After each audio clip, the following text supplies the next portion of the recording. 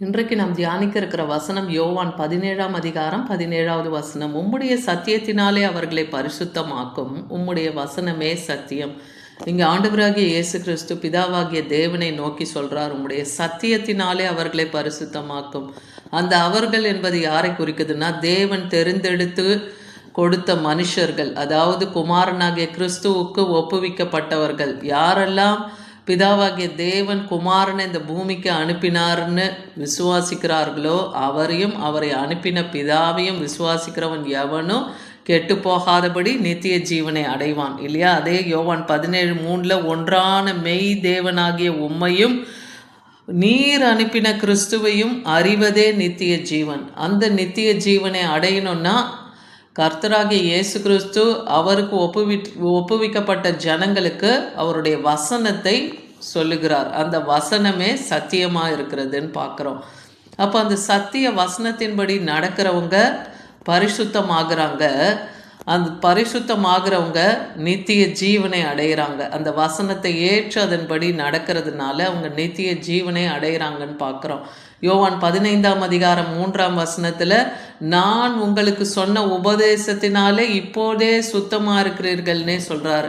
அப்போ கர்த்தருடைய வசனம், அவருடைய உபதேசம் நம்மை என்ன பண்ணுது? சுத்திகரிக்குது, நம்மை பாவமர கழுவுது. அதுதான் அவருடைய திருவசனம், சத்தியம். ஏன்னா அது சத்தியத்திலும் சத்தியம், அது உண்மையிலும் உண்மையுமா இருக்க.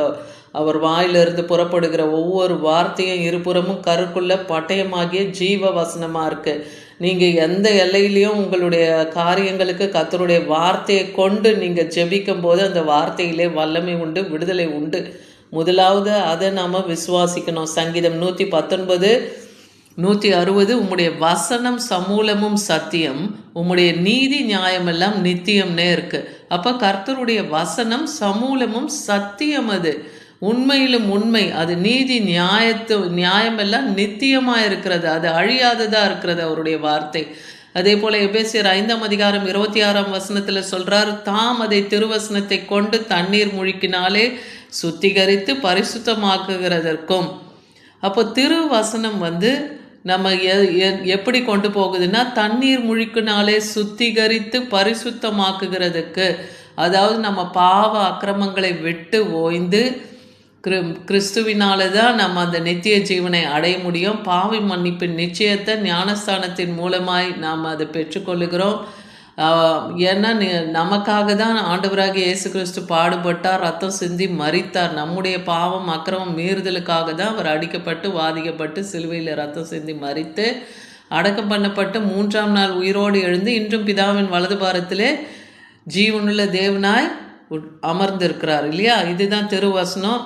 இது உண்மையும் சத்தியமாக இருக்குது. அப்போ இதை எப்போ அறிய முடியும்? வசனத்தை நாம் அறியும் போது தான். அப்போ தண்ணீர் முழுக்கினாலே நாம் சுத்திகரிக்கப்பட்டு பரிசுத்தமாகிறோம். அதே போல் கரைத்திரை இல்லாமல் பரிசுத்தமும் பிழையற்றதுமான மகிமையுள்ள சபையாகிய அதை.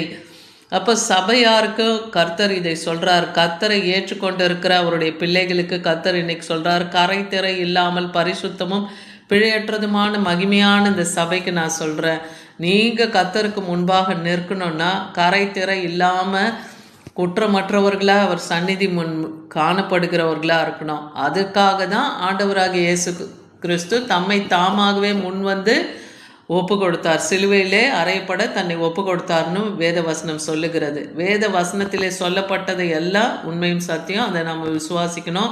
1 பேதுரு 2ஆம் அதிகாரம் 22-23 வசனத்தில் சொல்கிறார், நீங்கள் மாயமற்ற சகோதர சிநேகம் உள்ளவர்களாகும்படி ஆவியினால் சத்தியத்துக்கு கீழ்ப்படிந்து உங்கள் ஆத்துமாக்களை சுத்தமாக்கி கொண்டவர்களாய் இருக்கிறபடியினால். அப்போ சத்தியத்துக்கு கீழ்ப்படிந்து நம்ம ஆத்மாவை சுத்திகரித்து கொள்ளணும். வசனத்துக்கு கீழ்ப்படிந்து சுத்திகரிக்கும் போது சுத்த இருதயத்தோடு ஒருவரில் ஒருவர் ஊக்கமாய் நீங்கள் அன்பு கூறுங்க. அழிவில்லாத வித்தினால் அல்ல இல்லையா? அழிவில்லாத அழிவுள்ள வித்தினால் அல்ல. அதாவது மனுஷ வித்தினால் உண்டாகிறவங்க எப்படி? ஏன்னா மனுஷன் நம்ம பாவத்தினால தான் உண்டாயிருக்கிறோம். ஆனால் திருவசனம் அழிவில்லாத வித்து, அந்த வசனத்திலே நீங்கள் மறுபடியும் ஜெனிப்பிக்கப்பட்டவர்களாக இருங்கன்னு சொல்கிறாரு. இப்போ ஆதாம் பாவம் செய்தனால தான் உலகத்தில் மரணம் வந்தது இல்லையா?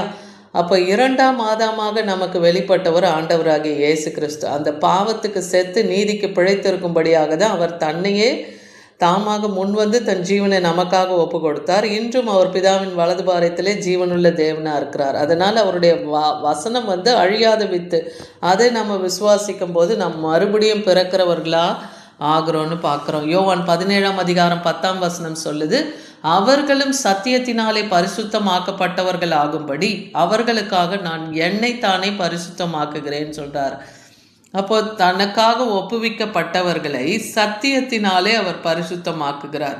அவர்களுக்காக என்னை தானே பரிசுத்தமாக்குகிறேன்னு சொல்கிறார். அவர் ஏன்னா ஆண்டவராகிய இயேசு கிறிஸ்து அவர் பரிசுத்தம் உள்ள தேவன். அவர் சேனைகளின் கர்த்தர், பரிசுத்தர் பரிசுத்தர்னு சொல்கிறோம் இல்லையா, அவர் பரிசுத்தம் உள்ளவராக இருக்கிறார். சத்திய வசனத்தினால நம்மையும் அவர் பரிசுத்தமாக்குகிறார். அப்போ வசனம் உங்களுக்குள்ளே இருந்தால், ஒரு இடத்துல கர்த்தருடைய வார்த்தை இருந்ததுன்னா அவன் ஒருபோதும் பாவம் செய்ய மாட்டான்னே வசனம் சொல்லுது இல்லையா. அதனால அந்த வசனம் நம்மை சுத்திகரித்து பரிசுத்தமாக்குது. அதுதான் சத்தியத்தை அறிவீர்கள், சத்தியம் உங்களை விடுதலை ஆக்கும். பாவத்திலிருந்தும் அக்கிரமத்திலிருந்தும் பயத்திலிருந்தும் அறியாமையிலிருந்தும் கர்த்தருடைய சத்தியம் நம்மை விடுதலை ஆக்கும். யோவான் 8:32 பார்க்குறேன். யாக்கோபு 1:21 சொல்லுது, ஆகையால் நீங்கள் எல்லா விதமான அழுக்கிய கொடிய துர்கணத்தெல்லாம் ஒழித்துட்டு உங்கள் உள்ளத்தில் நாட்டப்பட்டு உங்கள் ஆத்மாவை ரட்சிக்க வல்லமையுள்ளதாக இருக்கிற அந்த வசனத்தை சாந்தமாக ஏற்றுக்கொள்ளுங்கன்னு சொல்கிறார். அப்போ இந்த துர்குணங்கள், அழுக்கு, கொடிய துர்குணம் இதெல்லாம் நம்ம விட்டு நீங்கணும்னா வசனம் நம்ம இருதயத்தில் வரணும். அதை போதிக்கும் போது அது சாந்தமாக நீங்கள் ஏற்றுக்கொள்ளுங்க. கர்த்தருக்கு பிரியமான சகோதரர்களே, நீங்கள் ஆவியிலே பரிசுத்தமாக்குகிறதுனாலேன்னு 2 தெசலோனிக்கர் 2:13 பார்க்குறோம். பரிசுத்த ஆவியின் வல்லமை நம்மோடு இருக்கும்போதும் தேவன் நம்மை பரிசுத்தமாக்குகிறார். அவர் சத்தியத்தை நீங்கள் விசுவாசிக்கும் போது ரட்சிக்கப்படுறீங்க. ஏன்னா ஆதி முதல் தேவன் உங்களை தெரிந்து கொண்டபடியினால்.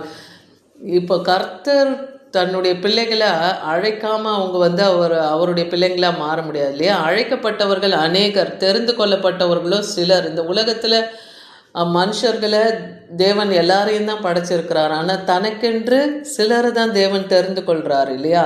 அப்போ ஆதி முதல் தெரிந்து கொள்ளப்பட்டவர்கள் அந்த லிஸ்ட்டில் கர்த்தரை விசுவாசிக்கிற நாமெல்லாம் வந்துடுறோம்.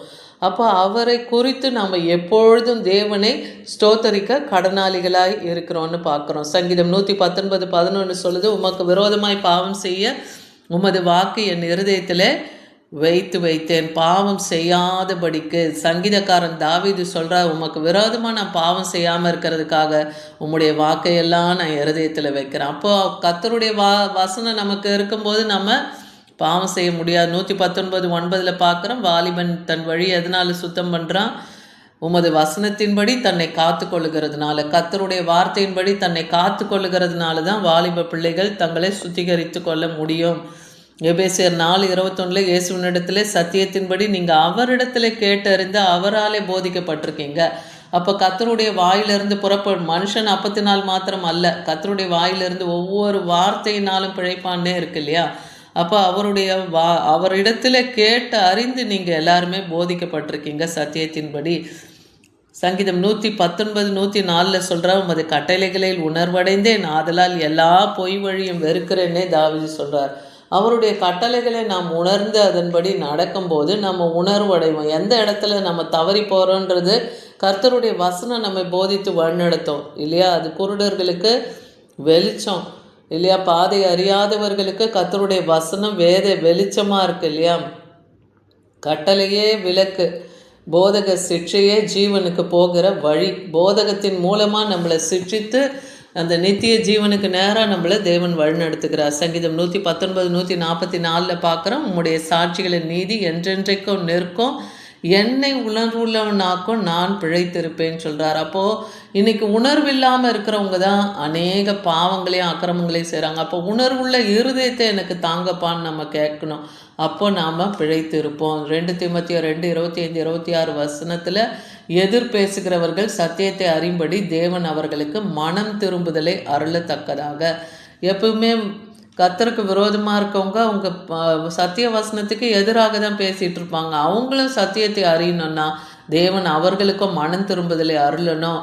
அவங்கள பிசாசானுடைய இச்சையின்படி அவங்க விழுந்து போகாதபடி அவன் பிடியில் சிக்கிக்கொள்ளாதபடிக்கு அவங்க மயக்கம் தெளிந்தவர்களாய் அவனுடைய கண்ணிக்கு அவங்க நீங்களாகணும். அவங்க சாந்தமாய், அப்படிப்பட்டவர்களுக்கு நீங்கள் சாந்தமாய் உபதேசிங்கன்ட்டு பவுல் அப்போஸ்தலன் தீமோத்தேயுக்கு எழுதுகிற நிருபத்தில் சொல்கிறாரு.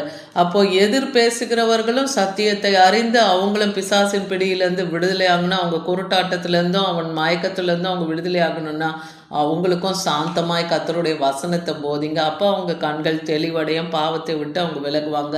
அப்போ இன்னைக்கு கர்த்தர் நம்மோடு இடைப்பட்ட அந்த வசனத்தின்படி அவர் சத்தியத்தினாலே அவர்களை பரிசுத்தமாக்குகிறார். அவருடைய வசனம்தான் அந்த சத்தியம். ஆமேன்.